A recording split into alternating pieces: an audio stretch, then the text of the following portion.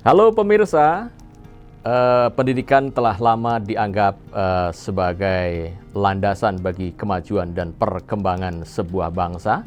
Dalam konteks Tiongkok pun demikian, di mana pendidikan tidak hanya berfungsi sebagai sarana bagi individu untuk meraih keberhasilan, melainkan juga sebagai instrumen strategis yang digunakan oleh negara untuk mendorong pertumbuhan ekonomi, kemajuan teknologi, dan juga kestabilan sosial. Mengingat sejarah panjang Tiongkok selama ribuan tahun ini, di mana sistem pendidikan Tiongkok juga berhasil memadukan tradisi kuno dengan inovasi modern, serta menciptakan kerangka kerja pendidikan yang unik dan efektif. Lantas, bagaimana Tiongkok mampu mencapai tingkat keberhasilan tersebut? Mari kita ikuti ulasannya di Jurnal Barata bersama saya, Bagas Sumarlan.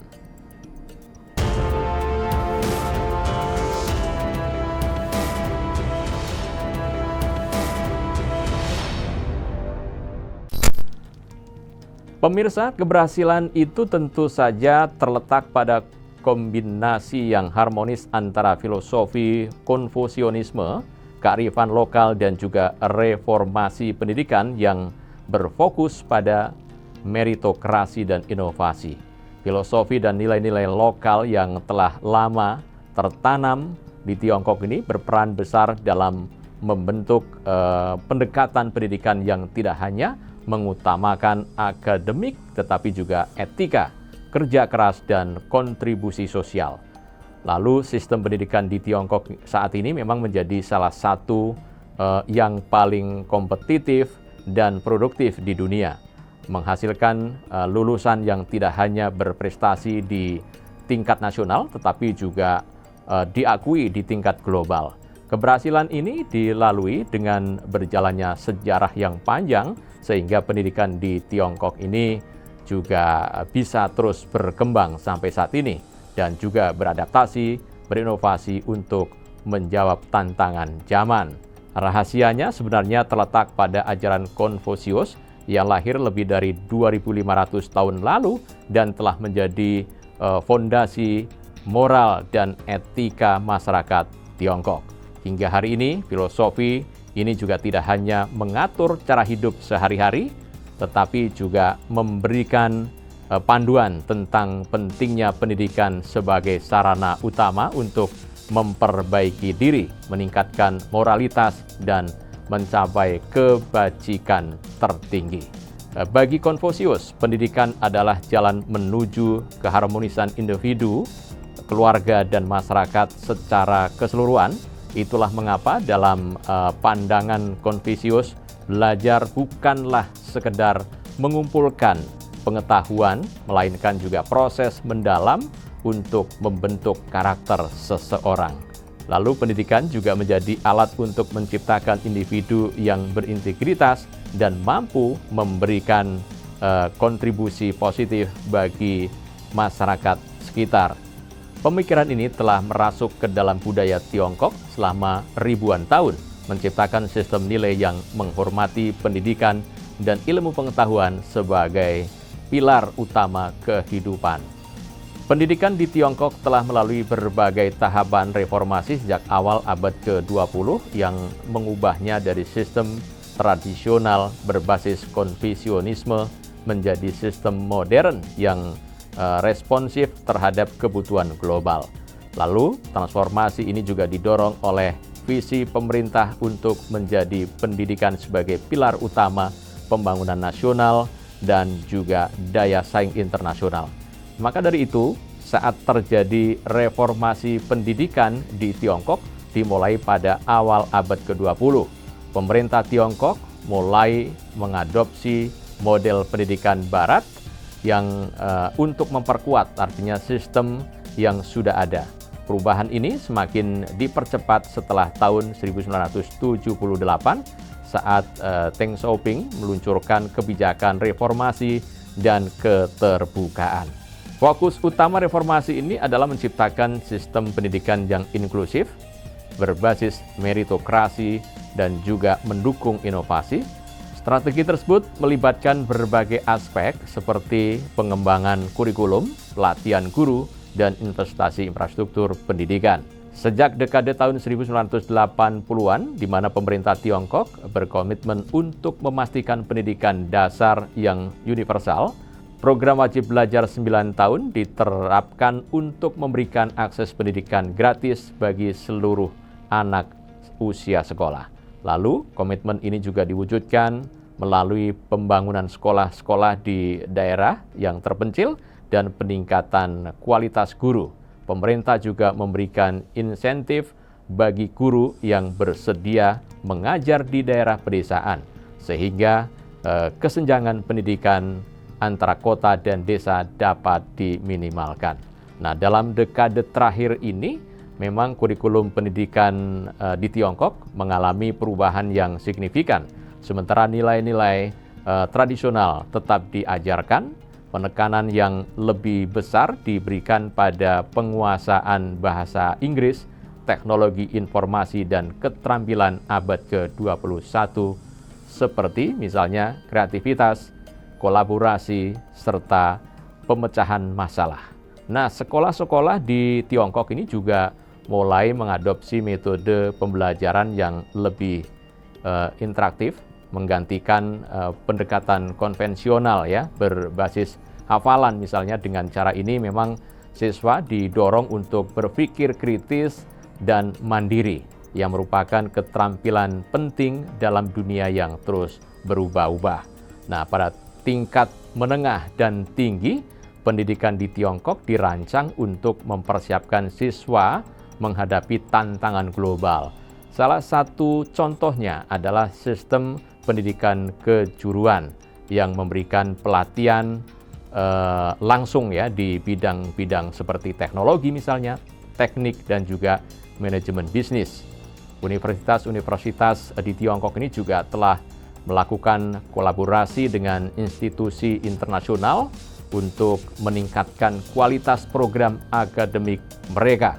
Lalu beberapa universitas terkemuka seperti Tsinghua University dan juga Peking University juga telah masuk dalam peringkat dunia. Hal ini tentu mencerminkan keberhasilan reformasi ini, gitu ya. Dan lantas, bagaimana lalu pendidikan di Tiongkok bisa memberikan kontribusi besar terhadap pembangunan nasional? Kita tentu sudah tahu bahwa Tiongkok memiliki sejarah panjang dalam bidang matematika dan sains yang telah melahirkan banyak penemuan penting seperti kertas, kompas, mesiu, dan juga percetakan. Nah, tradisi inovasi ini menjadi dasar bagi sistem pendidikan modern yang memberikan penekanan besar pada penguasaan kedua bidang tersebut. Pemerintah Tiongkok menyadari bahwa kemajuan teknologi dan ekonomi global saat ini sangat bergantung pada kemampuan matematika dan sains. Oleh karena itu, kurikulum pendidikan di Tiongkok dirancang untuk memberikan dasar yang kuat dalam kedua bidang ini, dimulai sejak pendidikan dasar hingga tingkat universitas. Salah satu keunggulan pendidikan matematika di Tiongkok adalah pendekatan yang berorientasi pada pemecahan masalah. Siswa tidak hanya diajarkan untuk menghafal rumus ataupun melakukan perhitungan, tetapi juga untuk memahami konsep-konsep dasar di baliknya dan menerapkannya dalam berbagai situasi. Jadi metode pengajaran matematika di Tiongkok ini seringkali melibatkan latihan yang intensif dan berulang, yang juga dirancang untuk memperkuat pemahaman konsep dan juga keterampilan teknis. Selain itu, siswa diajak untuk berpikir logis dan analisis yang membantu mereka menghadapi tantangan kompleks di dunia nyata. Pendekatan ini menghasilkan siswa yang sangat terampil dalam matematika, sebagaimana dibuktikan oleh dominasi Tiongkok dalam berbagai kompetisi internasional seperti Olimpiade Matematika. Keunggulan ini juga tidak hanya memberikan kebanggaan nasional, tetapi juga menciptakan tenaga kerja yang kompeten di bidang teknologi dan rekayasa. Selain matematika, pendidikan sains di Tiongkok ini juga menjadi prioritas utama. Pemerintah dan institusi pendidikan bekerja sama untuk menciptakan kurikulum yang mendorong eksplorasi, eksperimen, dan juga inovasi. Laboratorium yang dilengkapi dengan teknologi mutakhir menjadi bagian integral dari sistem pendidikan, memungkinkan siswa untuk mempraktekkan teori yang mereka pelajari. Fokus pendidikan sains juga tercermin dalam investasi besar yang dilakukan pemerintah dalam penelitian dan pengembangan. Banyak universitas di Tiongkok yang memiliki program studi sains dan teknologi kelas dunia yang menarik minat para mahasiswa berbakat dari seluruh dunia. Hasil dari pendidikan ini adalah lahirnya generasi muda yang inovatif dan juga siap menghadapi tantangan global. Sebagai contoh, Tiongkok saat ini menjadi pemimpin dalam berbagai bidang teknologi seperti kecerdasan buatan, energi terbarukan, dan eksplorasi ruang angkasa. Salah satu keunikan pendidikan di Tiongkok adalah kemampuannya untuk mengintegrasikan tradisi dengan teknologi modern. Misalnya, nilai-nilai Konfusionisme yang menghargai ketekunan dan pembelajaran seumur hidup tetap menjadi dasar pendidikan. Tetapi ini diterapkan melalui alat-alat digital seperti platform e-learning dan juga aplikasi pembelajaran berbasis kecerdasan buatan atau AI. Hal ini juga memungkinkan sistem untuk mengakses sumber daya pendidikan berkualitas tinggi terlepas dari lokasi geografis ataupun latar belakang ekonomi mereka. Pendekatan ini tentu tidak hanya meningkatkan aksesibilitas, tetapi juga menciptakan lingkungan belajar yang adaptif dan inovatif. Selain itu, Tiongkok juga telah menjadi salah satu negara yang terdepan dalam penggunaan teknologi untuk mendukung pendidikan. Dengan populasi yang sangat besar, teknologi menjadi solusi penting untuk memastikan pendidikan yang merata dan berkualitas. Platform e-learning seperti TikTok dan juga Shuitang X ini memungkinkan jutaan siswa di seluruh negeri untuk mengakses materi pelajaran secara online. Teknologi ini sangat membantu terutama selama pandemi COVID-19 ketika pembelajaran jarak jauh menjadi kebutuhan utama. Platform ini juga tidak hanya menyediakan materi pelajaran, tetapi juga alat evaluasi, simulasi interaktif, dan juga forum diskusi. Dengan cara ini, siswa dapat belajar sesuai dengan kecepatan mereka sendiri. Sementara, guru dapat membantu kemajuan mereka secara real-time. Dan Tiongkok juga menjadi pelopor dalam penggunaan AI untuk meningkatkan efektivitas pembelajaran. Misalnya adalah beberapa sekolah yang telah menggunakan perangkat berbasis AI untuk memberikan umpan balik otomatis kepada siswa tentang hasil pekerjaan mereka. Teknologi ini juga digunakan untuk menganalisis data pendidikan sehingga sekolah dapat merancang program yang lebih sesuai dengan kebutuhan siswa. Nah, dalam jangka panjang, pendekatan ini diharapkan dapat meningkatkan kualitas pendidikan secara keseluruhan. Teknologi realitas virtual atau VR ini juga mulai diintegrasikan ke dalam kurikulum untuk menciptakan pengalaman belajar yang lebih mendalam. Misalnya, siswa dapat menggunakan perangkat VR untuk mempelajari sejarah dengan menggunakan situs arkeologi ataupun memahami anatomi tubuh manusia melalui simulasi 3 dimensi. Teknologi ini tidak hanya membuat pembelajaran lebih menarik, tetapi juga membantu siswa memahami konsep-konsep kompleks dengan cara yang lebih visual dan interaktif.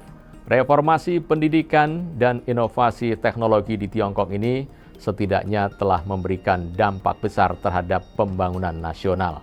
Buktinya, sistem pendidikan yang berkualitas tinggi telah menghasilkan tenaga kerja yang kompeten dan inovatif.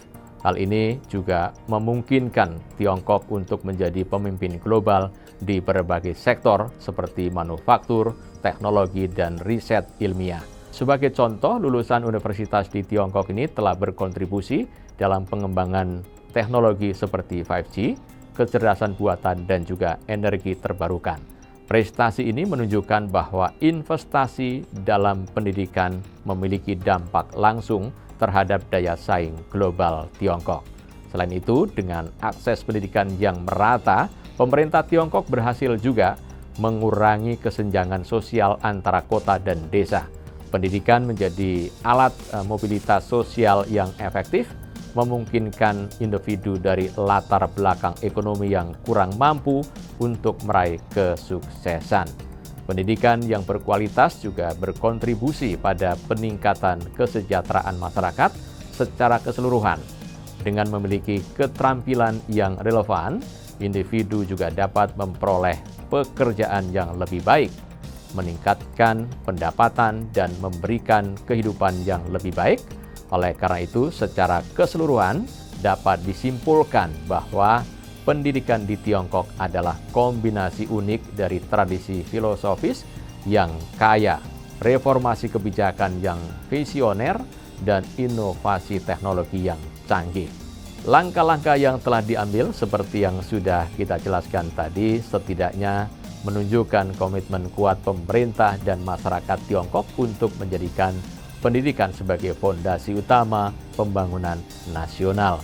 Makanya dengan terus berinovasi dan beradaptasi, sistem pendidikan Tiongkok tidak hanya akan mendukung pertumbuhan ekonomi dan sosial di dalam negeri, tetapi juga memberikan kontribusi signifikan bagi komunitas global.